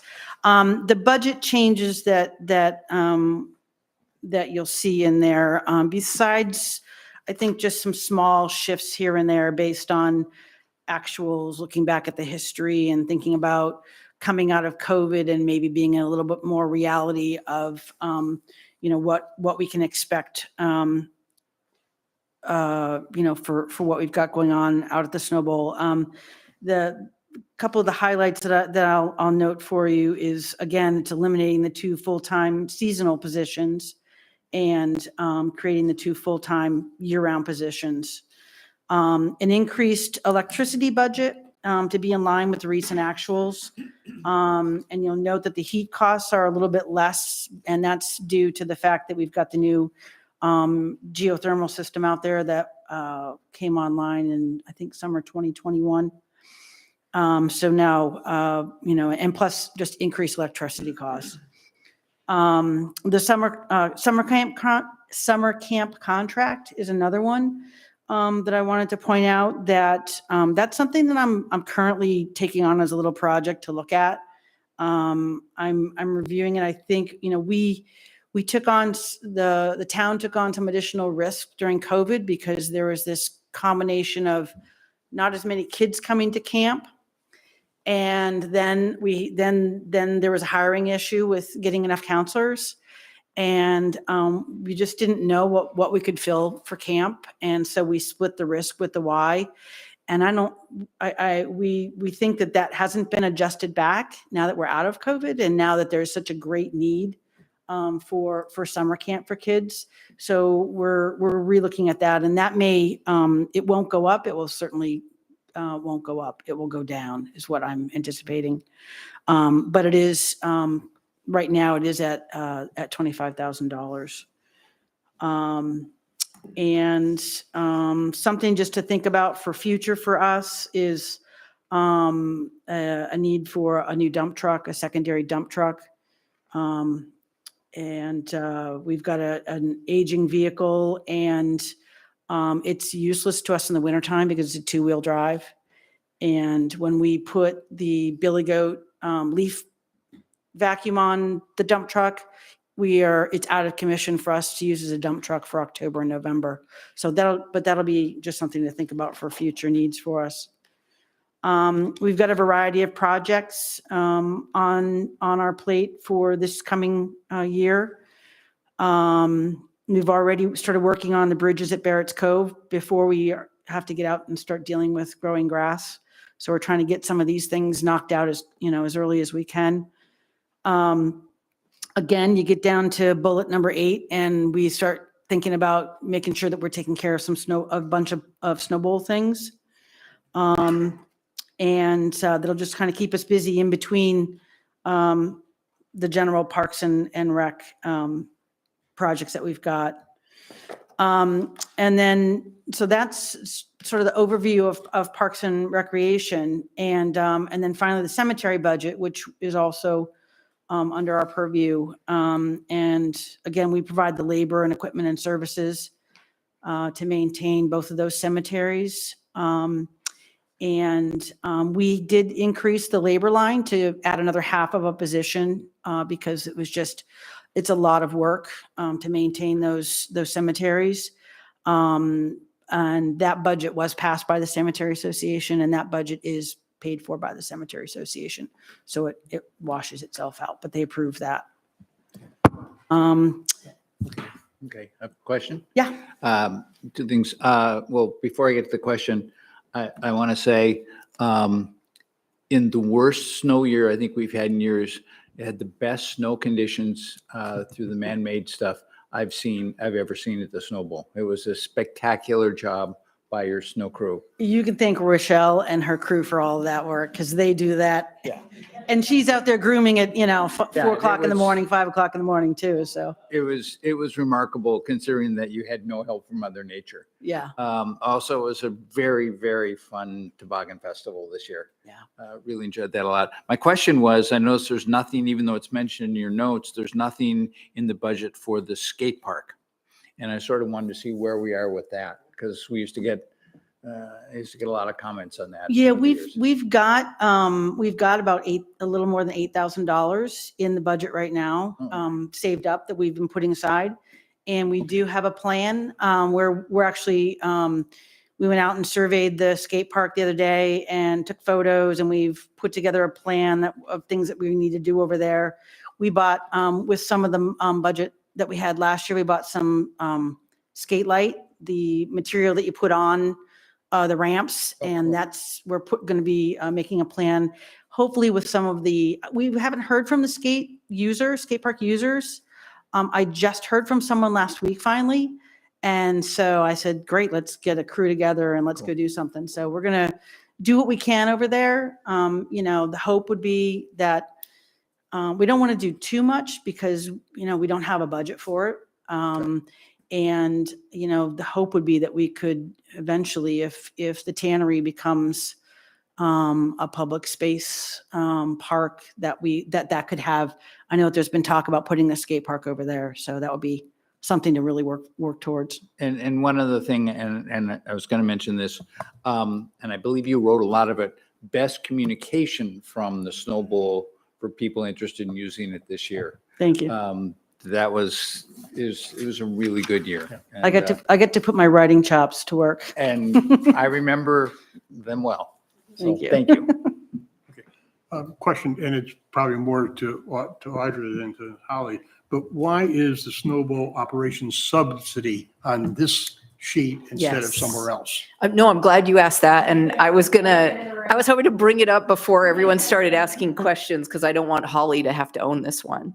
So, these past 2 winters that we've had, we're really getting to a place where things are normalizing. So COVID, we're the only game in town. Outdoor recreation was huge. We had fantastic years where the Snow Bowl, made money. It wasn't just break even, it made money. It was great. We had, just so busy out there. Last year and this year, the weather, I think everybody knows what a challenge it was. Everybody's getting used to the fact that the weather's the new normal and everybody's going back to their sort of normal ways of behaving and what they spend their time on and what they spend their money on. We ended last year's ski season $80,000 in the red, and we're going to end this year's ski season $230,000 in the red. So if we want to keep operating the Snow Bowl the way that we're operating, the same level of service, the town is just going to, there's no other way that we can do this than subsidizing it with taxpayer money through the general fund. So that's why I put that in there. I was hoping to start a conversation about this year because I think this is, as well as all of the, capital equipment and investments that need to be made out there. This is really the year where all of this stuff is kind of coming to a head at once. And we really need to have a conversation as a community about how we're going to address this. So that's what that is. So a follow-up question on that. That's labeled as a snowball operational subsidy. Say next year that we don't need to use that money, but it's been budgeted, okay? Can it be used for other things like repairing the tennis courts or doing something like that in a year where that's not needed for the snowball? Absolutely. Or we could put it in a reserve fund for another year, when we have a bad year. So there's absolutely, we're not obligated to spend it if we don't need to. Okay. That reminds me, thank you, Ray, for mentioning that. One of the things that Audra knows I brought up year after year after year is the condition of the tennis courts is terrible. The chain link fences out there are terrible on the baseball field. And with how strong pickleball has become for people, reworking of the courts and stuff, may really bring a lot of summertime business out there as well. So just want to put that out there. Yeah. No. Mark, you're finally on board with the pickleball. I would just like to add that, thinking about operations, and the reality of this, of us taxpayers, me being one of them, needing to support what we do out there. I think I would love to get some support from the community to really finish the redevelopment. And that means finishing building a new building, a new recreation area, a new recreation center, a community center. We tried during COVID to go for some money to make that happen. And we weren't one of the chosen places. So there's a lot of revenue opportunity there. I'm fielding rental calls for the lodge during the summer all the time. And I've already got a calendar filled with as many days as possible. So that's just something that, I don't want to leave this subsidy being as a negative, because there are so many possibilities out there that we really ought to be investing in as a community. Because that snowball in the wintertime brings so many important people to this community during a time when this community, every other business needs it. And we can't forget about that. But then there are so many other things we could be doing out there when the snowball's not operating as a ski area, that we haven't forgotten about it, but we've let it, go by the wayside. And I think the time is now, with what we're facing with these last 2 winters, that we really should start thinking about that and making a plan. Dave, if you had a comment, maybe grab a microphone And This is just a long shot. Is that pavement, the the tennis court's pavement, right? Or is it concrete? Is it concrete? Oh, okay. We Sorry, can't help. just, yeah, it's not an easy fix, unfortunately. You know, we've talked about it. It's $100,000 fix, and we tried to get a grant for that as well, and we didn't. Oh, well, we did, but it was bundled in with a bigger snowmaking project. Yes, that now exactly. now we need to go back to the drawing board to Yeah, do anything yeah, else there. so we'll keep working at it. Courtney, do you have a question? So when do we get to have like the actual hard conversation about all of this stuff? Like, because it's kind of, this is also on the capital projects things, the 150,000. And I know as a town, we're also then doing EMS stuff. And these are like huge projects that are all coming that I think are needing to be done faster, like sooner rather than later. And so I'm really concerned about, those are like the two big things that were like flagged for me. And so I've been doing like racking my brain and thinking about different things and like how we could do it. So I'm curious, one, are you looking for it to be, which we've talked about, I think for years now, is it going to be more of a year-round thing, not just the chairlifts, you know, rides, but like making it be more of a year-round thing with mountain biking, et cetera? Or are you, what's the word I'm looking for? Like communicating with anybody about just how to utilize the space more, like how to create more revenue? Because I'm kind of at a loss about like, what do we do with this space? I don't use it at all. I would love to take kids like tubing, but I don't think that ever actually got up and running the tubing hill or anything like that. But I don't ski. So I'm like, I have no emotional, sentimental attachment to that place whatsoever. So I'm, which is different, I think, than a lot of people in this town who do utilize it. So I'm just looking at it more of without the emotional connection to it. How can we do this to make it not so much? Or I guess what's the bigger plan that you have for it? I mean, I think we've got plenty of parks and we need more recreation. I mean, truly, we need more recreation. Snowball skiing and snowboarding is the recreation. But there's so many things that we could be doing out there. And really, it just needs to have people like you and Mark, I mean, bring forward pickleball. You want pickleball. What do you want to, what does the community want? And we need to start having those conversations as a community, as, you know, and so holding some public forums again. It's been 10 years since we talked about, you know, since we dealt with the redevelopment. A lot of things have changed. A lot of people have come and a lot of people have gone. And so, you know, and there's new things to do. Pickleball wasn't around 10 years ago. I want to open up those conversations.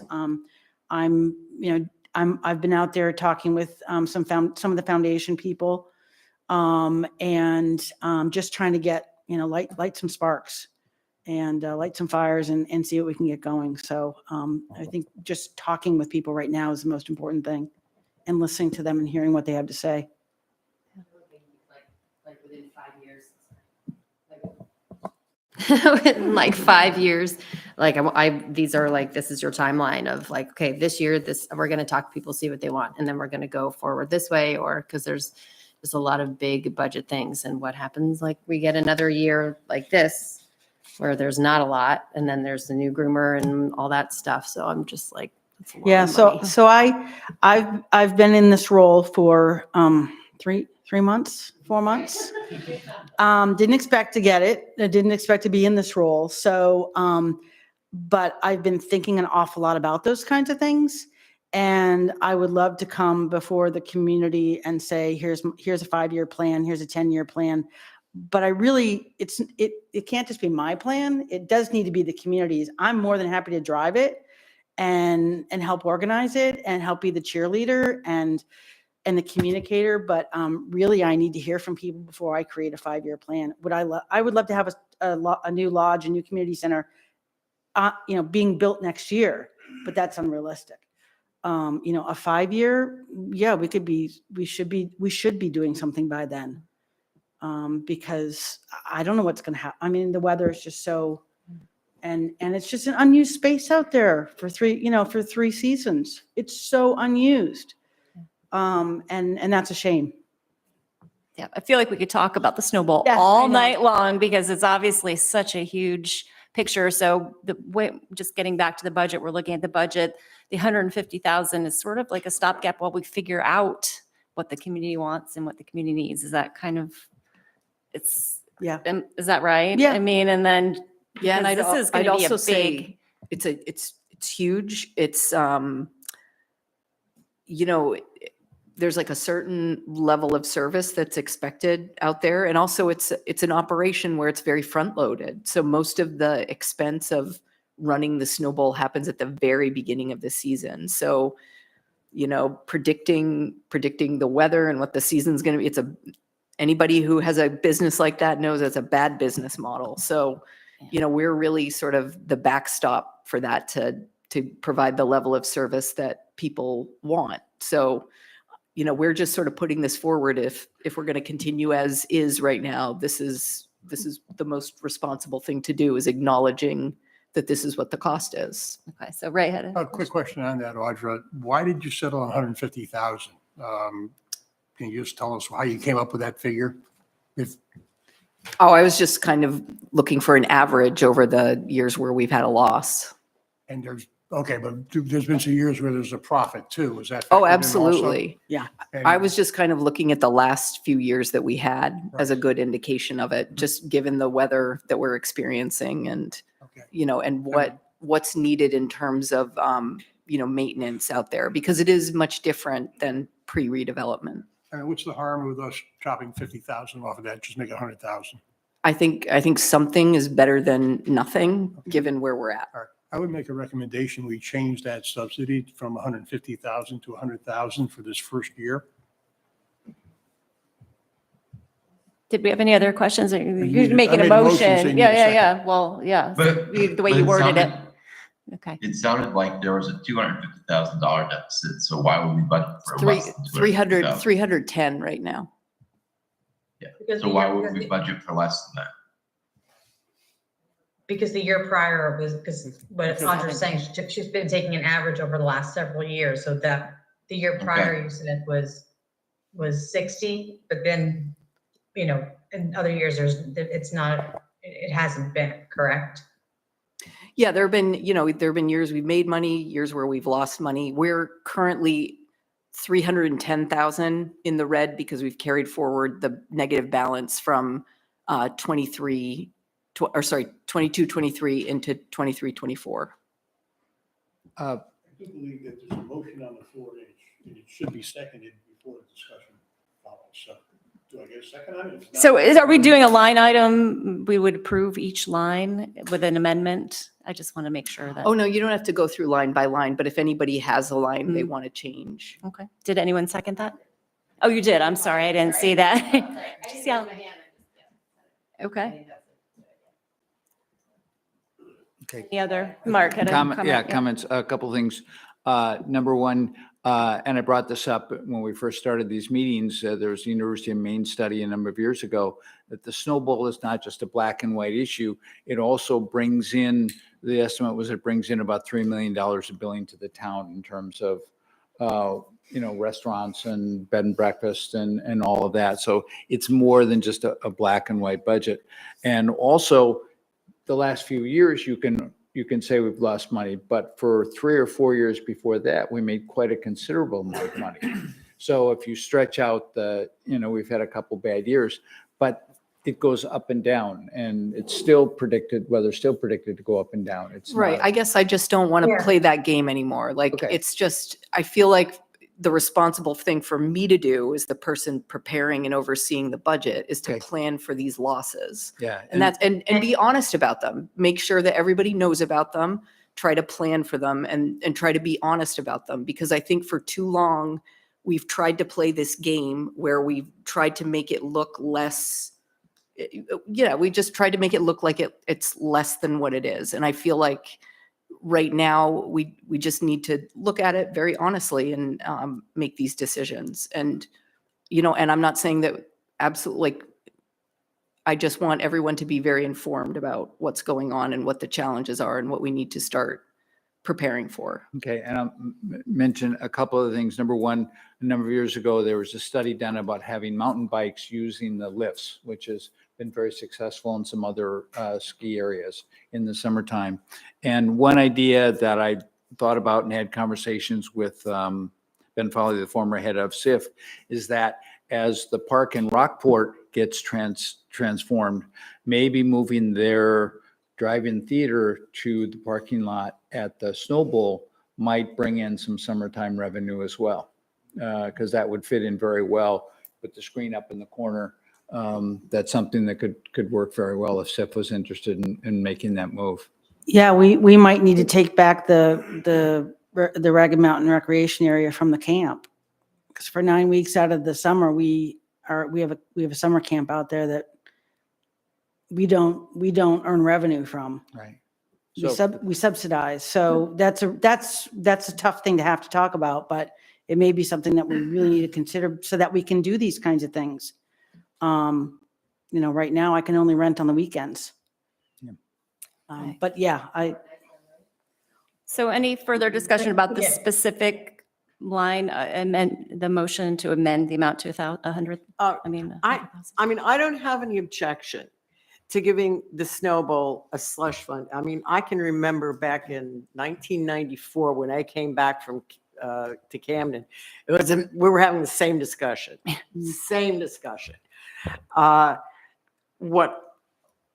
What concerns me is that $150,000 starts to get looked at as, oh goody, look what we can do, instead of this is a protection. I'm looking at it as oh no, how am I going to plug a $310,000 hole? Because it's from my perspective, this is all about just keeping things running as they are, snowmaking, hiring staff. That's my running feeling. this. As long as it's maintaining status quo and it doesn't get looked at as, oh goody, we've got more money, what can we do? Because there's a lot to be figured out about the Snow Bowl before we start saying, here's more money to do things. Just wait till we get to the capital budget. Yeah. Okay. So are we ready to vote to amend the line? What? Who is that? It's Sophie, sorry. And I'm falling in and out. Can we include somewhere in the budget for the snowball also that we fund a study or group or something to come up with a plan for this mountain? And I don't know if it's in that line in the budget or another one, but if we're gonna put $310,000 to plug a hole, I think it's really critical that we start planning the use of the snowball and over the next 5 years. So, and if it's a matter of funding, I know studies have been done and there's a corpus of research, but nobody has the time or the bandwidth to put it together and to come up with a strategic plan. So if we need to fund this, I think it's critical that we do it this year because it's a recurring issue on how we use the snowball in the winter. How do we potentially use the snowball in the summer? But we really need to have direction and plan in place. So I would make a plea that we include that in the budget. Thank you. Yeah. Jill, you're gonna kill me, Quick, but yeah. I'm sorry, Sarah. Matt had his hand up, and we'll go to you. sorry, sir. So is it possible that if we do allocate additional funds in light of a strategic plan on how to stop the bleeding, for lack of a better term, at the Snow Bowl, which I do think I agree. I don't know if it's something that we need to fund per se, because I think the ability to create a high level strategy for the Snow Bowl of like operational possibilities based on benchmarks of comparable places should be possible within those who run the Snow Bowl, without needing to go to the community for like a sort of understanding of what everyone wants, because I think everyone just wants it to function. But could we restrict those funds? I mean, if we're going to allocate them, can we just say, hey, these are reserve funds only to be touched in the, reserve capacity? Absolutely. So that's my recommendation there. So when we get to the capital plan section again, there's a project very similar to what you're talking about. It wouldn't cover off on, all the aspects of doing a strategic plan, but I think when we get to that, we'll come back to this and what you're saying. So this is just to cover operating losses. And then what you're talking about, that's covered in the capital, your proposal that we haven't gone over yet? We'll go over No, that, I'm I saying think. like any funds that would be allocated in addition to what's for, so like any money that we're talking about saying, hey, let's put more on it today, Yeah. would be restricted until such time as they would be appropriately allocated. Yeah, so when we get to capital reserves and to the capital improvement Right, program. but I'm talking about operationally, not capital improvements. Oh, you're talking about. Like an operational. operational deficiency, what it seems to be the case there, right? You guys ran at a massive negative this year, right? Yeah. So effectively, you're running on a zero budget, right? Or sort of approaching it in that regard, I would assume, because you have a negative operating position. And Yeah, so right now, if we're yeah. saying, hey, we need to allocate additional dollars to go into the operations, not capital improvements, but operations, I'm suggesting that those dollars be highly restricted just to operations. And even within that, like a review of why it continues to expand so much into deficit. And because we're just going to run out of money, right? So at a certain point, we will have to say, hey, is that an absolutely necessary operating expenditure at this point in the season or at this point in the calendar year if we're going to dip into that reserve budget? Oh, you're talking about the snowball side of things, not the Yes. general fund side of No, things. I'm Gotcha. just Yeah, specifically yeah. saying if we're going to allocate more money for the snowballs operations because they run a negative, it just be restricted. So it isn't used for, Yeah, yeah, and I mean, and this is more of a Jody thing than a question for myself to answer, but there would need to be things done to transfer money between the two since they're kind of, separated from a Okay. bookkeeping perspective. So, yeah, there is something that we can do so that, and there's never an intent to ever run into the red. It just depends on, do we meet our revenue targets? no, And- yeah, it's not like because it's an intent thing. It's more of a,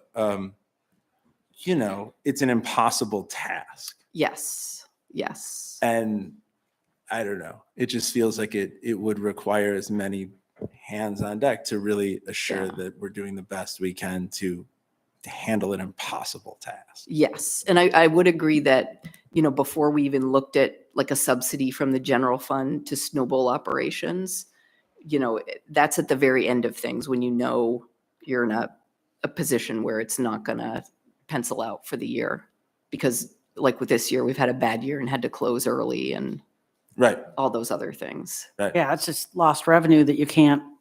Well, that's why I'm interested in a strategic plan that's more operationally based because, I think we all look at the snowball as potentially a year-round revenue generating venue, right? And there's Like a it to lot of be. ideas and no one's really settled into what's the best idea and what is possible and what is the, cost benefit analysis of each one. At least I haven't seen, I don't think there is. Oh, one, there's right? been years and years. We and got years. lots of Is them. there one like, and what, no one just does them or?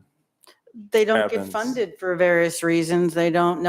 People haven't Yes, pushed. we could go like really far back Okay, into that's this. for another time. I then. guess, Never mind.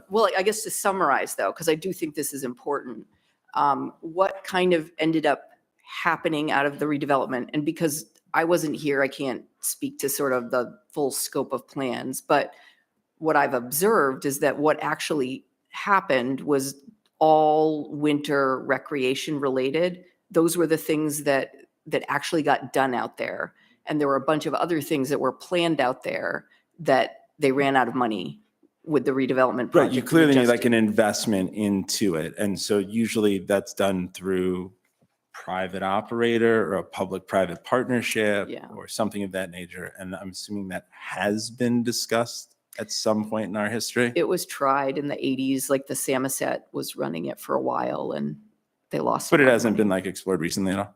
No, Okay, I No. was just curious. yeah, no. So I just have, I want to, I know, because I know I can feel Ray probably twitching through the screen, because I know there is a motion in terms of that $100,000 line, but I do have one more question and comment before we look to a vote for that. But what's concerning me, because going back to Audra, what you first said is you put a we need a strategic plan. We've been asking for years as a budget committee for like, what's the strategic plan for the Snow Bowl? So we can make some rhyme or reason. And it sounds like hopefully Holly, with just 3 months in and I think a lot of people in the community that will be interested in, offering input. Like I'm excited that there potentially will be one that can be looked at that doesn't negate the issue that running in the red, that a stake in the ground maybe has to be made to not only make that point, but to get that moving, and then potentially maybe next year, maybe if there is no strategic plan next year, it's a different conversation. I'm not punting it to next year, but my concern is with the capital expenses that I know there's like $300,000 kind of elephant in the room hanging out in that capital expense fund. And I'm just curious, because we've split these out, if let's say we get to that point and we don't approve that is something that, is going to go into this year's budget, does that mean that the delivery of the service that we're trying to approve here goes out, are they contingent on each other, or without one, this can't be? So I'm just trying to gauge like what we're approving here and may or may not be including elsewhere, because we're splitting how we do that vote and that broader discussion. That's just I just wanted to, I know we're 20 minutes over, but that's just the part that's sticking out to me is if we do approve to lower it to $100,000, or we go through, or keep it as is, what about everything else that's coming along with it without having gone through that conversation? Well, I do think you can look at the operating budget for Parks and Rec separate to the capital improvement program and the reserve funds. So I do think that, even though they're related, they're not interdependent to the extent where you have to approve them all together. Does that make sense? But when we said no to the bicycles for the police, it doesn't interfere with the police department. It's a different avenue, not rehashing last year. But if for the Snow Bowl to deliver their services to the town of Camden, there are contingencies I'm imagining on what's being asked for in some of that equipment, which also equates to significant numbers. It's just the one that stuck out from last time, that if we end up going to that and saying that's not going to work right now, or we're not going to be supporting that, I'm just trying to say like how those all need to be fit together in putting this in motion.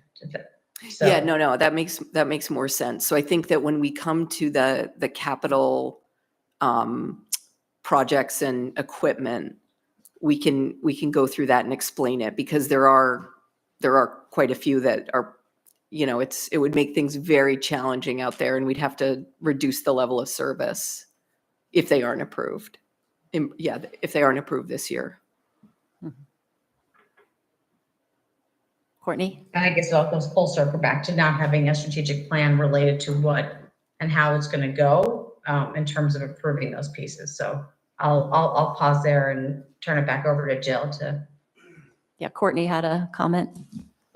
Sarah, you totally just got me thinking in a completely opposite way of what I was thinking before, because this is such a huge thing.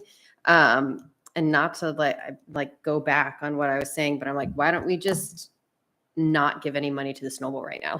No, like not to anybody for anything, but it just seems like this is such a big, huge, we already have 300,000 plus of debt, and then all this other stuff. We don't even know what's going to happen with it. Why would we be funding something that is just completely in the ether kind of right now? We don't know what's going to be happening with it. I don't think we should be giving money at all now, just for right now. Because who knows if we're even going to be able to do all of this in terms of the capital improvements, or if we're going to want to. And I don't think we can make such a huge decision about it until we have a plan for it. Like Sarah was saying, or getting or who's the Snow Bowl committee, something you said, isn't there somebody like a committee for the Snow Bowl that? No, nobody. Not Nobody. right We don't now. have anybody. Cool. That makes it even better. So we don't have anybody right now doing anything for it. So I don't know. I just feel like And I don't know how that works in terms of town side and budget side, if we just don't have any money there and it's in the, I don't know how that works. Because that's not what I do, but I just feel like there's too much right now. And then like, we've got a huge cost with the EMS, we've got huge costs with the Opera House. And I just think this is a lot of money to be doing right now for something that we don't know what the future is of this place. Okay. So, well, And we have, Pete has a question online. Just, oh, I'm just sorry. for Thank reference. you, Sarah. I didn't see Yeah. that. Go ahead, Pete. So one question and one comment. The question to Audra is, let's say the capital improvements are approved for, what'd you say, $300,000? Oh, way more than that total. So, well, whatever the number is, no, I mean, just for the snowball. Yeah, way more than that. It's, Okay. it's 314, 150, 60,000, add that up. Would Those are the, the capitals. does the snowball operating budget have to pay a portion of that debt, or does that pay the debt? I mean, given that we're proposing a $150,000 operating subsidy, we could certainly put it on the snowball to pay the debt, but then we just have to come and ask the general fund for more of an operational subsidy. Well, that's kind of, that was my point, I guess. Yeah. And if we do approve some other kinds of, capital improvements, the operating budget's going to need more. It's going to start at a deficit already. And the other comment I have is I'm not sure who else was here, but I was part of the committee that did the deep dive into the finances of the snowball back in the day. Seems like a while ago. I can't remember if Ardo was here yet or not, but I don't think so. But we went through the budget, we went through the history, and it was pretty clear that over time, there really is a need for the town to subsidize this great asset of the community. I love Holly's. I love the idea of making it a 4 season, but right now it's a 1 season, and right now, the financials kind of dictate that over time we're going to need to probably budget annually at least some kind of subsidy for this, and then hope for the great years and then put it in a reserve account for operations. I agree completely with that. Use it when you have to, build it when you can. But I'd be in favor of, either 100 or 150, but probably 150, especially in light of the other expenses we're going to have. How much was the bond? So it was a 2.5, there was a question up there about the bonds, so I'm Yeah, pulling that was up a good the- question. Yeah, I'm going to pull up the exact information on that bond, if you'll bear with me for just a moment. And just because So- I'm new here, you guys did a bond at some point previously for the snowball, specifically Yeah. for cap improvements. For the redevelopment, and that isn't in the snowball budget, that is actually in the general fund Right, budget. you that like we wrapped it in. pay Was it. that a larger muni bond? Like it was the whole town? $2.5 million bond for 25 years. And we are at, just give me a moment, I can tell you exactly where we are. We are at, I think we have 20, And was all of that capital deployed? yes. Yeah, that's when they ran out of money. They were planning to do the lodge as well. And then I'm not sure, was there any mountain biking stuff planned as part of the redevelopment? So yeah, the lodge was the one thing that, that wasn't done out of all this. So we have done year 1, 2, 3. We've got about 18 years left. I think Jody said 2040. Oh, 2040. Yeah. So yeah. So what's that? I don't do that math in my head. Anyway, we've got, it's a lot of numbers.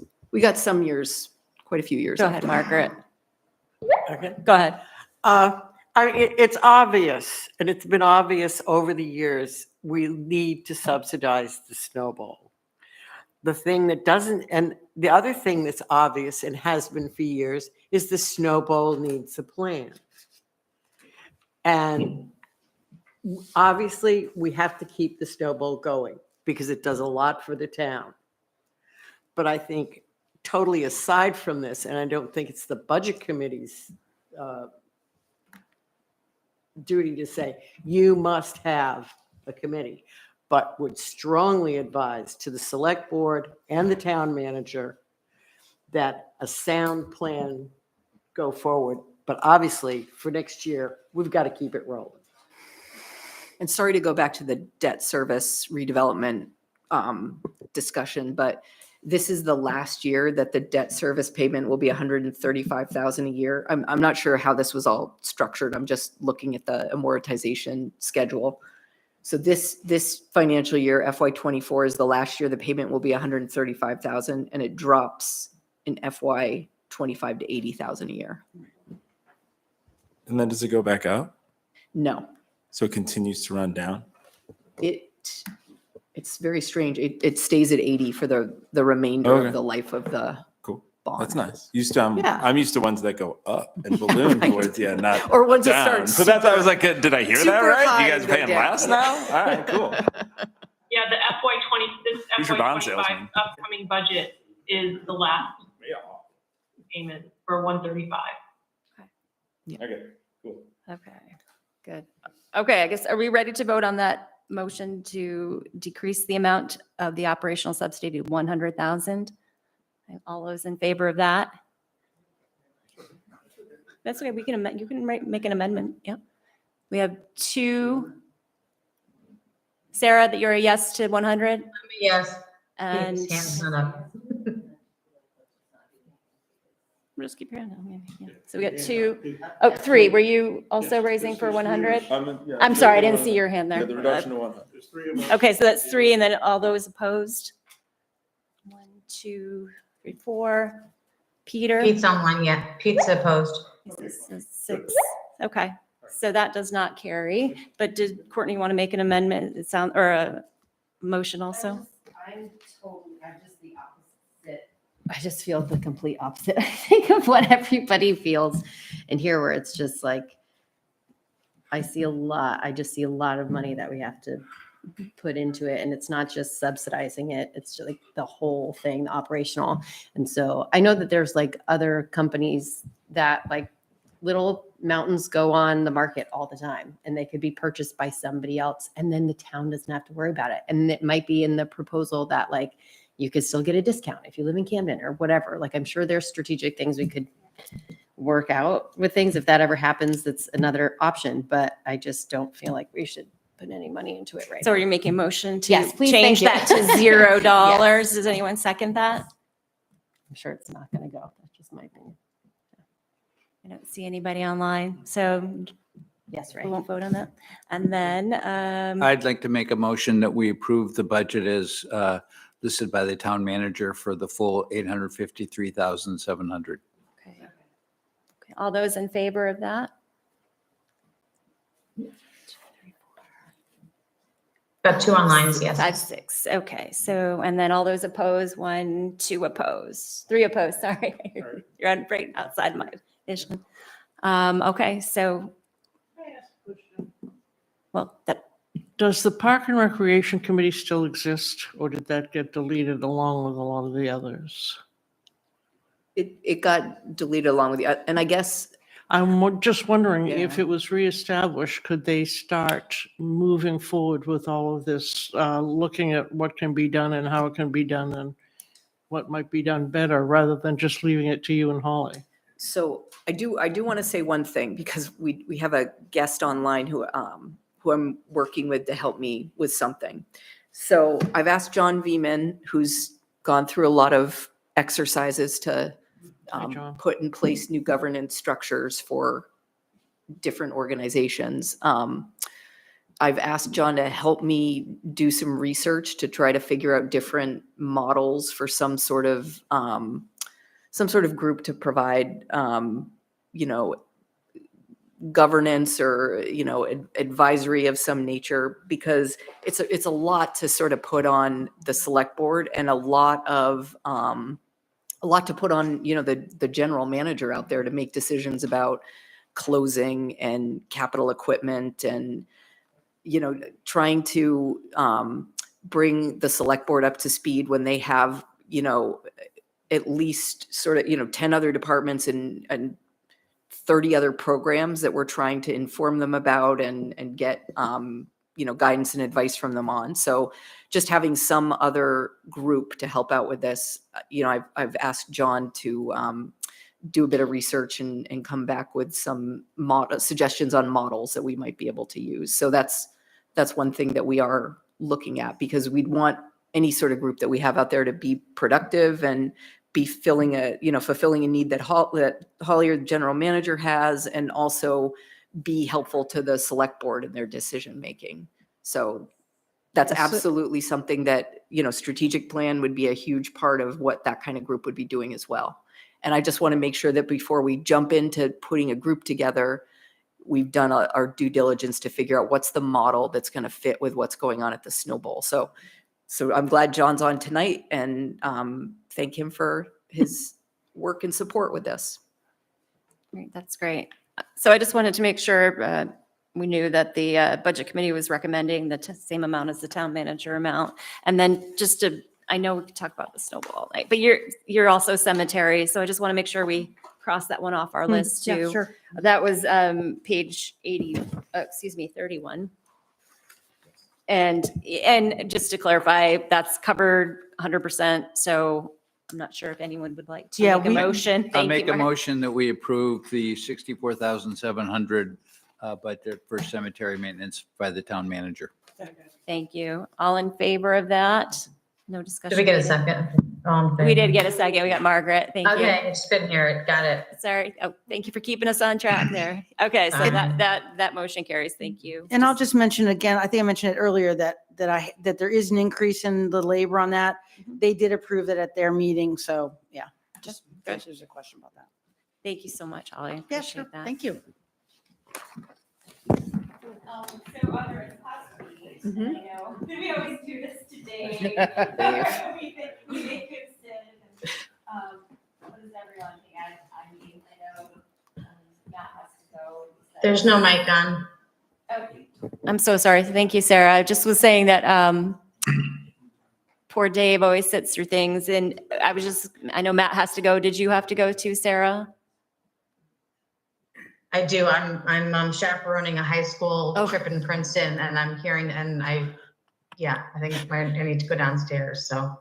Okay. So what does everyone think? I make a motion that we adjourn for this evening. Okay. Everyone's in favor of that, I think.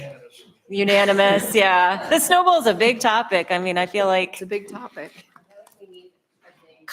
And maybe Jill, you and I will talk after this meeting, and we can look at what's remaining and how many weeks we have, and then we can get back to the committee about whether we have to do some expansion and stuff. Right, exactly. Just make sure we give enough time to everything. Thank you. Go ahead, Sophie. I was saying, John is on the phone. He came for this. We're still talking about Snow Bowl. It's kind of sad not to spend just an extra few minutes listening to him. I guess people are already starting to leave. Sorry, John. I appreciate the sentiment. So To be continued, as we say, right? yeah, no, I'm